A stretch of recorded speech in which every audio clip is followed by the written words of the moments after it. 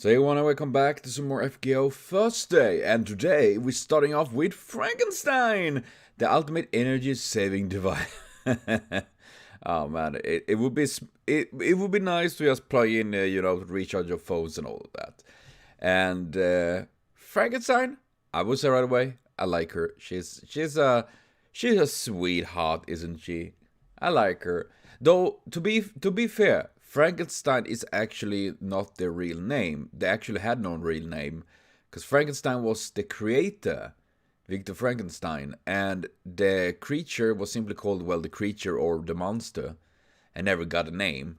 And then it's legit just being called Frankenstein after that, with her big hammer dangmer.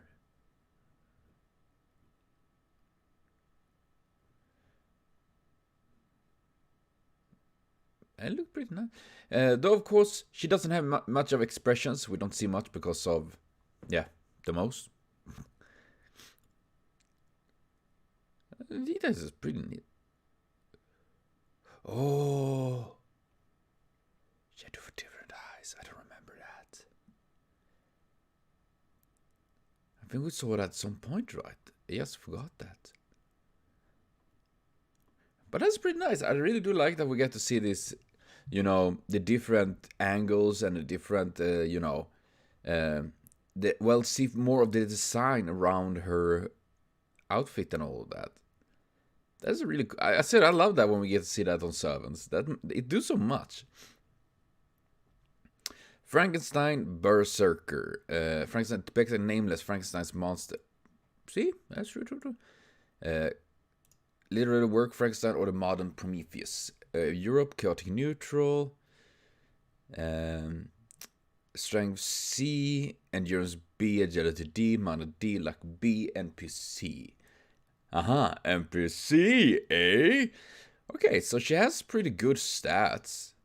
I mean, I'm a little bit surprised strength being so low, but other than that, her stats are pretty, I would say, pretty average. If you just take a plain like whoop. Cited before, she voice actor Nursery Rhyme and Lila Mae Reed. Yeah. Mad Enhancement D raises the strength and endurance parameters, but language ability becomes simple and continued complex thought becomes difficult. Okay, I think this is something that is we have the problem with Berserkers today. Like back then, as Frankenstein, this was literally it. Raise strength, raise endurance, and series, but just Mad Enhancement D, which is pretty low compared to other Berserkers and all of that. And she still can't talk. But then you have lots of Berserkers that can't talk, no problemo, especially waifus. That's a little bit sus, I will say. Personal skill, Lament of the Hollow Living. A shrill shout that can't be known when will end, and that increases while on Mad Enhancement. It deprives enemies and allies without distinction of their ability to think, and those without the capacity to resist will panic and become unable to breathe. What? Dude, that's crazy stuff. Galvanism B. Free conversion as well accumulation of electricity current amount from living organism. It invalidates attacks without substance like magical light, magical wind, or magical bullets, but instantly convert them into electricity and discharge into environment. Also, the body is strengthened depending on the amount of stored electricity, and repair of damage is done more quickly. Damn, that's also awesome. But dude, the idea that she can like make out this shriek and literally like make people like that's pretty bonkers. An intentional boost up while being aware of the suffering damage. In Frankenstein's case, she converts the mana accumulated with galvanism into more electricity than the maximum permissible level, and bounces attack power of her noble phantasm up by outputting all of it. Since the bird can't bear it, she suffered damage. Yeah, I do remember that she getting like, a dot, similar to like Babash and all that. Noble phantasm, bridal chest. Really? Maiden's chastity. Bridal chest. Okay. A tree branch shaped warhammer mace wrapped in discharged current. The sphere at the tip is her heart itself, and she keeps it close to her even outside of battle. It works by making electricity supply curve through the fin at the head of the original body and then fin at the rear part. Since it efficiently collects and accumulates waste mana from herself and the environment in battle, where a surplus of mana keeps occurring abundantly as surrounded, it can be combined with Galvan's of Suda act as the Type 2 perpetual engine.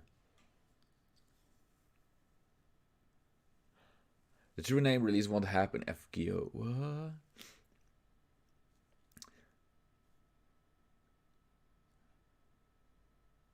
So the sphere of the very fucking maze is actually her heart.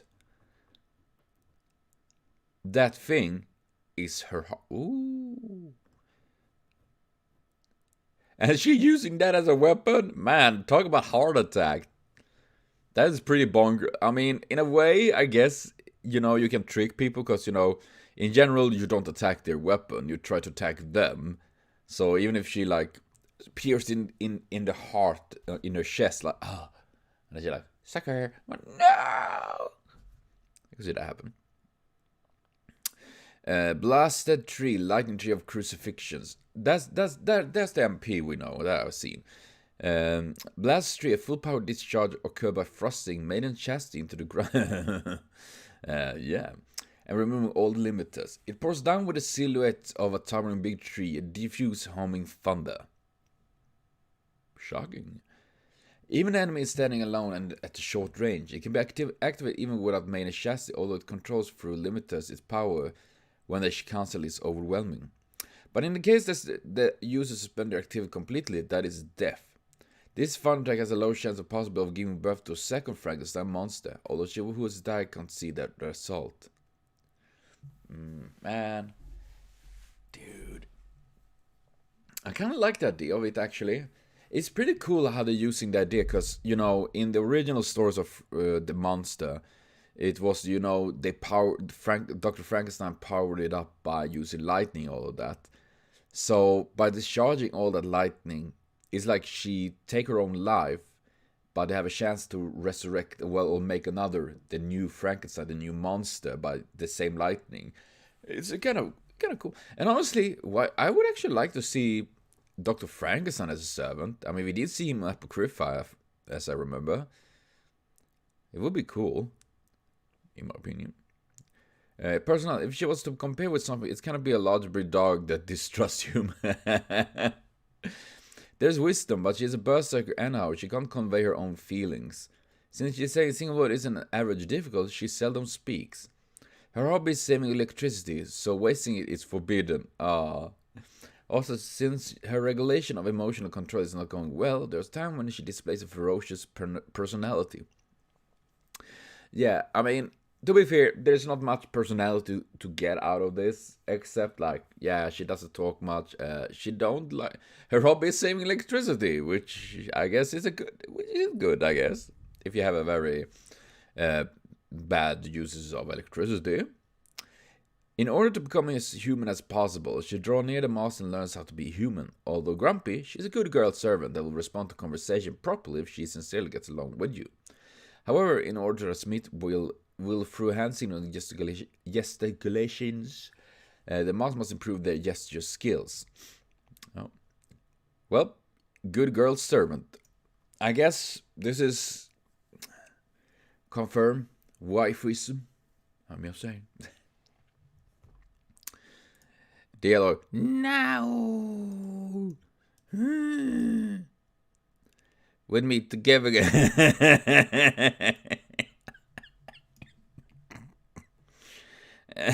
Stop louder. Oh no. Too late. If you didn't get you get. Oh, sorry. No, I don't get the cookie. No. I mean, dude, that's not like directly taken out from an hentai or something. Ah, nay. Oh, whoop.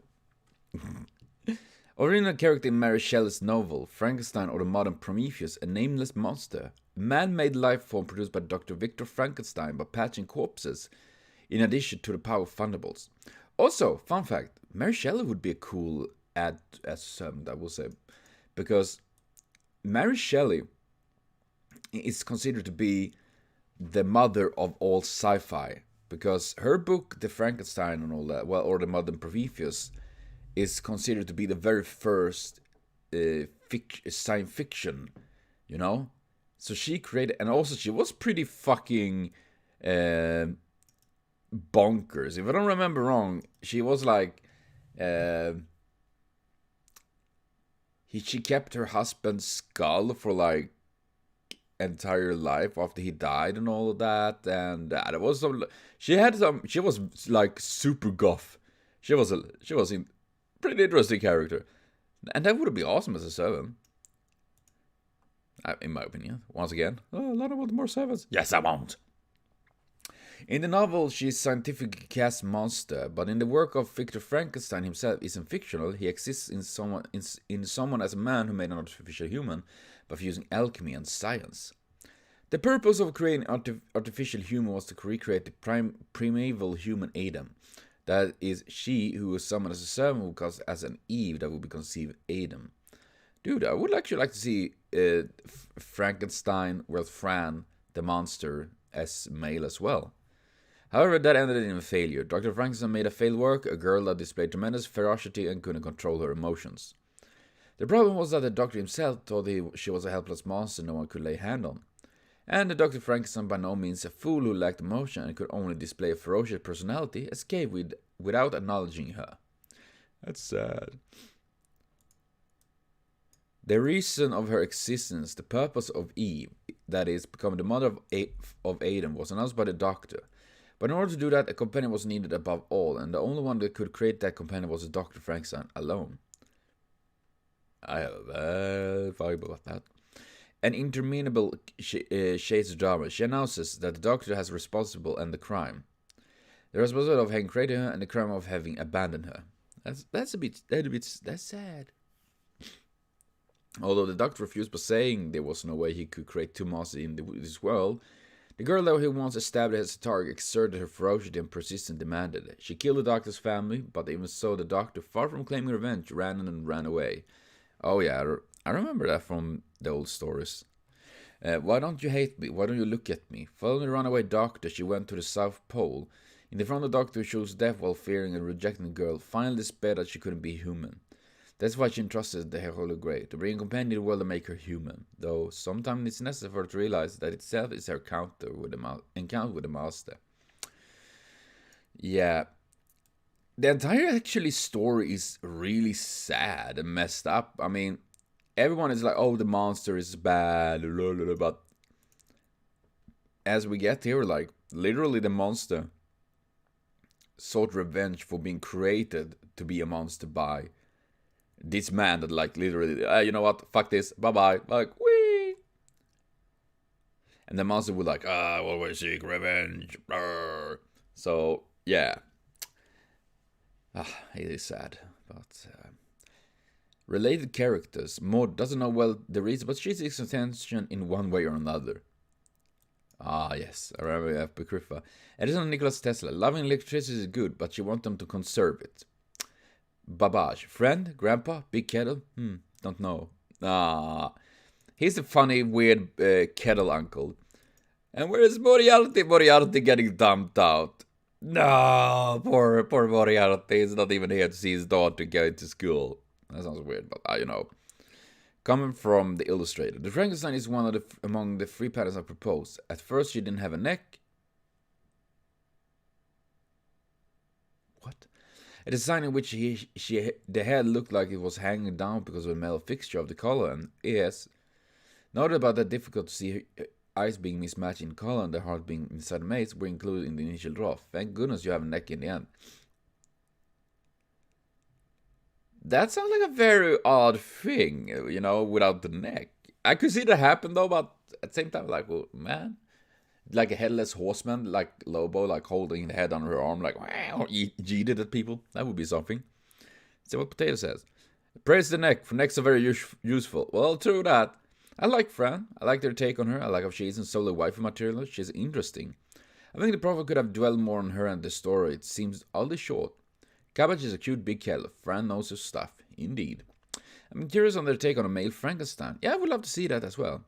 I feel like the anime did a better job on this and giving him a proper characterization. Indeed. So that might have got past me. I'm sleepy. So am I. But yeah.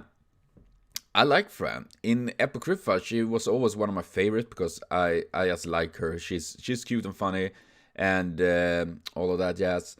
And not to mention that her ability is pretty cool and her sacrifice, like to try to take out Mordred and all, like.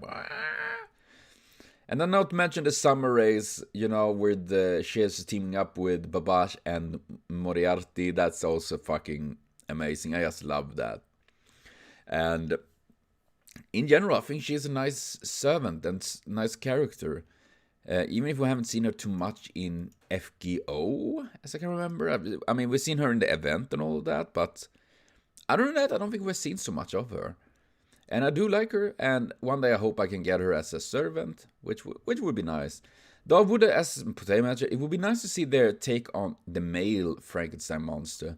As well, I would actually really like to see like Dr. Frankenstein as a servant himself, you know. I could see him as like a caster, because they do mention that in this universe that he created the monster by alchemy and science. So alchemy, you know, that's under like magecraft and all that jazz. So that would be interesting.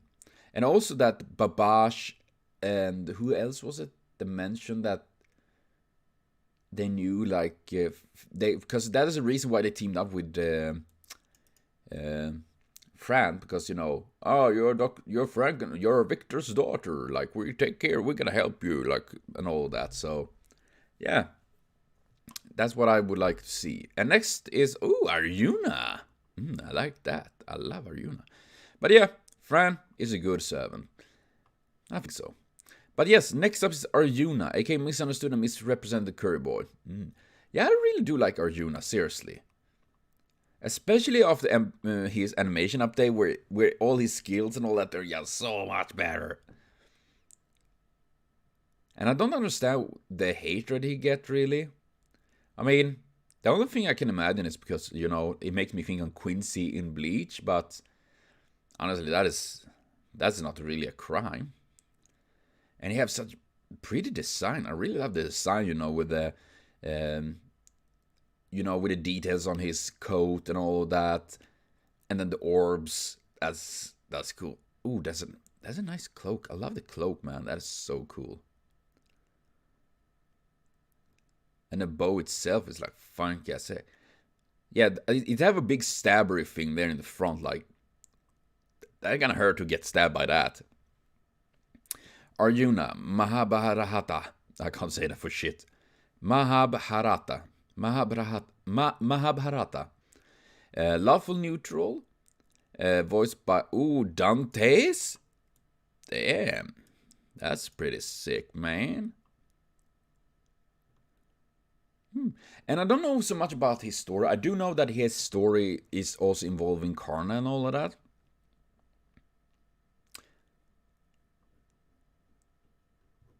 So I'm really, really curious about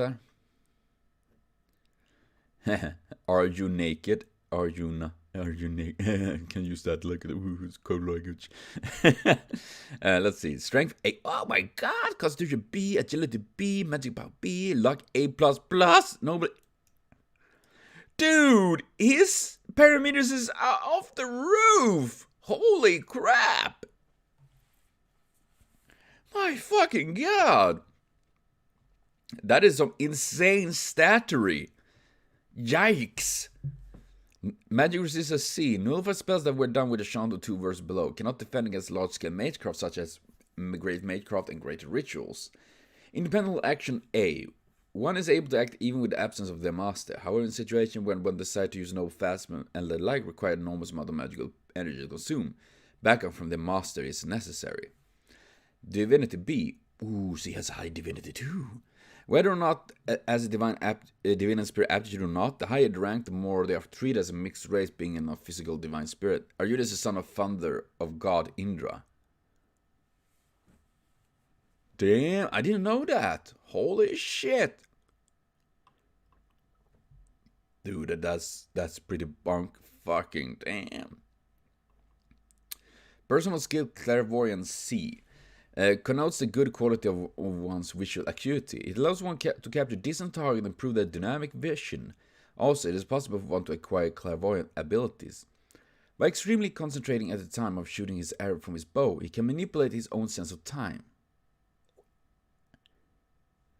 He is certainly able to shoot what he is aiming at while at ease and without being flustered. What? Dude, that is like, what the fuck? They awarded the hero A. The great hero Arjuna was born to be loved by everyone, and sometimes he would be given necessary things he requires from anyone. As long as he does not have an active cause like a curse, Arjuna will not lack anything. Dude. I want that skill, man. That would be nice. Magical Burst. A skill granted to him by his noble father Agni Gandiva, Roar of the Flame God, which was handed over him by Agni, the god of flames. Jet propulsion by means of magical bursts is used not for his body, but for the acceleration of his arrow. Arjuna's arrow reaches his enemy faster than a fire rifle. Dude, can you imagine that, like... and you're hit pretty much like... Ugh. Dude, that is insane. Holy shit. And his noble phantasm... Pashupata, raised hand of the destruction god. It's the one we have in the game, yes? A weapon granted by him by Shiva, one of the three great gods in Hinduism, and the one who governs over destruction and creation in that religion. It is an anti-personal noble phantasm, but that is from its nature, not because it's exterminating the people in all surrounding all at once, but because it is conducting a check against the enemy within the range one by one, and it allows one to attain moksha should they have failed their check. Attaining moksha, in other words, is an instant death. Ah, that hurt. The higher one's divinity is, the greater the probability to come from to attaining moksha. On the contrary, serving the commonly called anti-heroes will result in the probability of attaining moksha being lowered. Okay. So we can instantly kill people? That's nice. Agni Gandiva, Roar of the Flame God. A bow of flame that essentially cannot be handled by humans, those with a predominant period of life. Awarded to Arjuna by the flame god Agni. Although it's generally an ordinary bow, by invoking its true name, it changes the arrow into missiles coil around the flames. Oh my god. Although they are not homing missile, because Arjuna is gifted in archery to begin with, they are a precision almost equivalent to a homing missile when further combined with his clairvoyant skill. Dude. Oh man, he went from like arrows like bullets to arrows like missiles. Like, holy crap. He has gotta blast everything away. My fucking god. That's pretty bonkers, man. I love that. Holy shit. Personality. Extremely diligent, integrous, just, and upright. Arjuna has a flawless personality with no faults to point out and hit on. Well, when you say that, let me find some flaws. I'm a sniffer for flawless. Flawness. I mean, I'm full of flaws. The perfect person in the manner of a Superman, he is on a stand where he is compelled to say, I have come for the aid of others, like a certain knight of the sun. He has no interest in wealth, whether the battle is an honorable one or not, and whether there is an honor in battle or not. That, however, is whether it is all accordance with his sense of values, of which they are of the ancient Indian values as a warrior. However, when the opportunity has come, Arjuna will wander and carry out all kinds of cowardly schemes. All this extreme hesitant in the preliminary stages, when he wonders if he can carry them out at opportune times, he lets a wicked smile show that must not be seen by anyone and everybody. Suppose that someone sees it, he warns himself then that has no choice but to kill that person.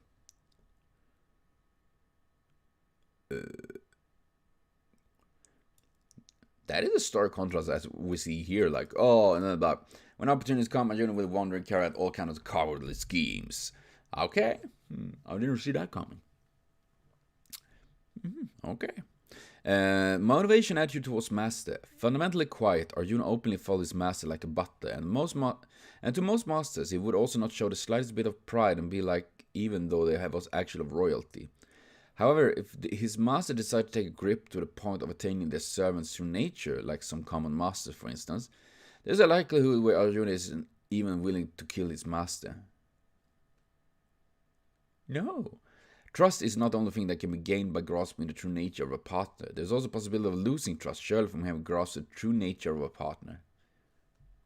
For example, if his partner chooses to accept that darkness, the way Arjuna carries that dark side is all the more something he feels ashamed of in that case. So it's sensitivity about that. Dialogue example. I was summoned as a servant archer. Treat me well, please. It is not pleasant to worry about me. You and I, we should simply do what must be done. Is that good? My true name is Arjuna. Similar like the time of battle, I will show my master the way to victory even now. You saw my smile? No. I got murdered. Damn, there's quite a bit there. I like this. Historical imaging character. If Karna is the hero of charity, Arjuna is indeed the awarded hero. He was born the son of the king of Kuru, the third of the 5 Pandava brothers. Pandava? Star Wars? And also simultaneously the son of Indra. And his destined rival was Karna, his older brother from a different father.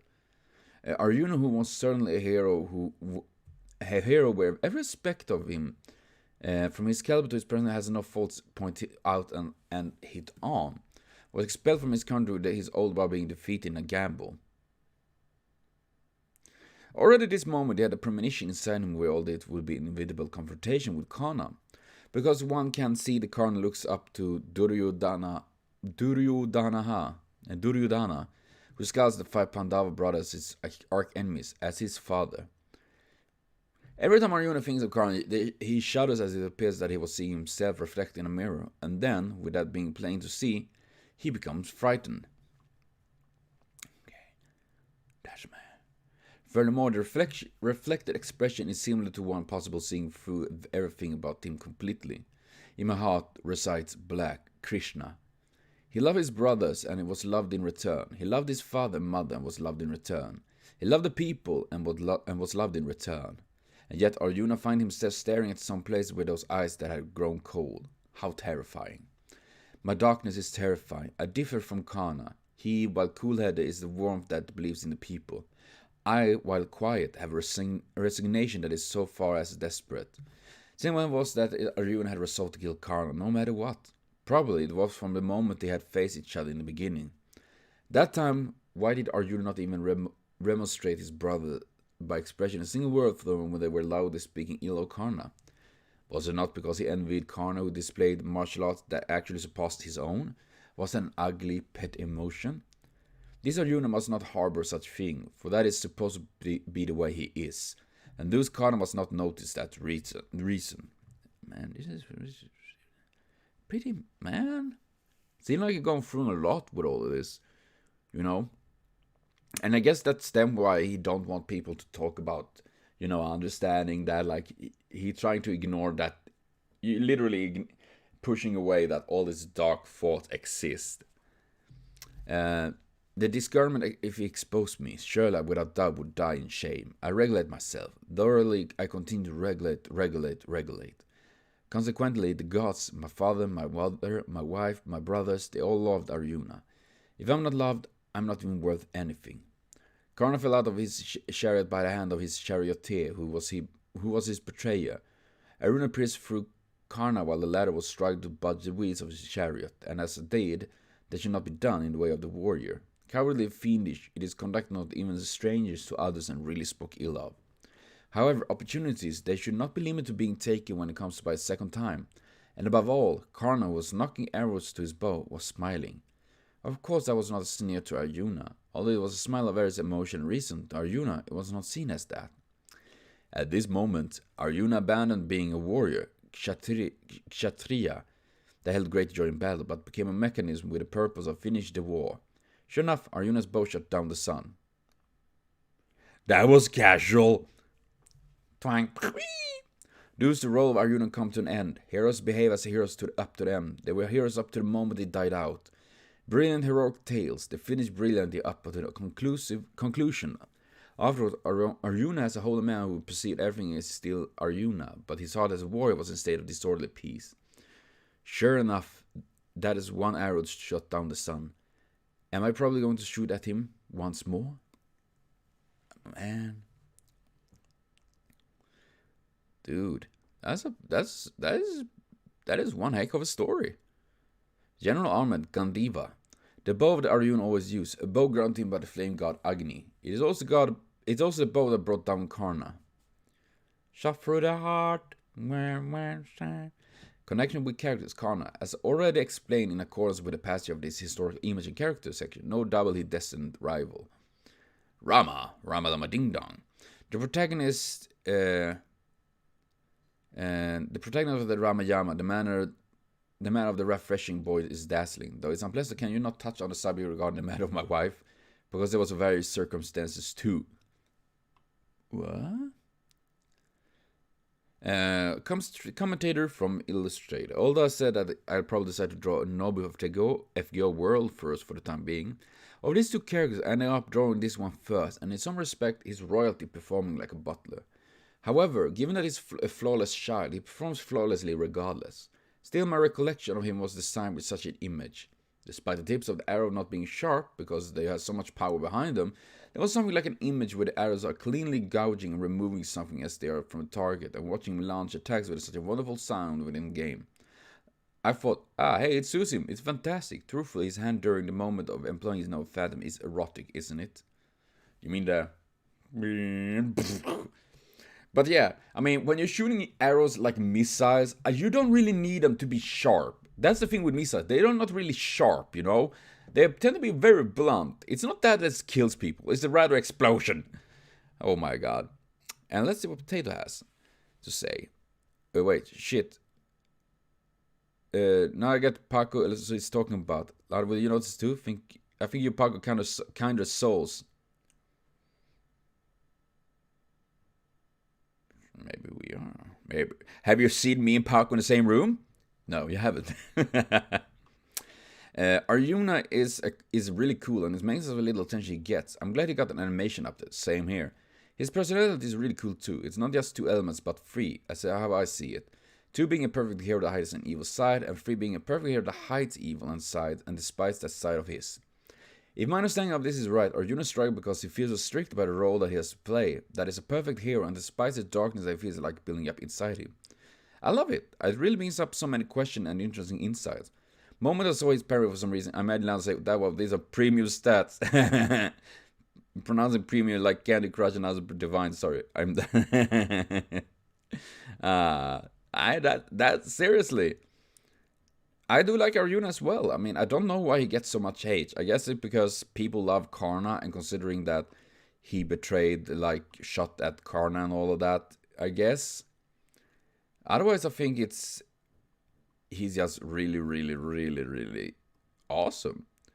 He has a very cool ability, and yeah, literally his arrows are like drills. Holy shit.